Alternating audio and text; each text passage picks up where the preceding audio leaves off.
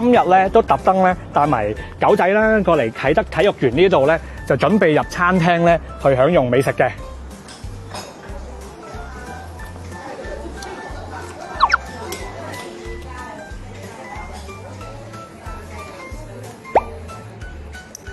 好。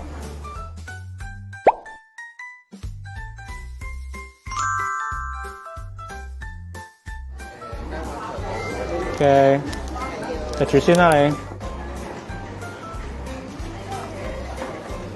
咁見到其實其他嘅座位咧都好多人，即係都幾受歡迎嘅餐廳。咁但係都唔係太影響到其他人嘅感覺。咁同都有啲目光都係覺得，咦狗仔喎幾得意喎咁樣。咁亦都知道咧今日7月9號嘅新條例嘅推出嘅。咁都我相信咧嚟緊咧繼續做多啲正面嘅宣傳咧。咁對於其他食客都係幾歡迎嘅一個政策。咁啱啱同啲業界傾過咧，佢哋對於呢個新嘅條例，即係新嘅狗隻入食肆呢件事咧，佢哋歡迎之餘咧，佢哋都有自己探討點樣做好件事嘅，包括一啲設備啊、員工培訓啊，佢哋都有好好考慮。咁呢方面係非常之高興嘅。希望呢個政策持續走落去咧，大家真係做到人寵共融，大家適應咗呢個社會新常態先。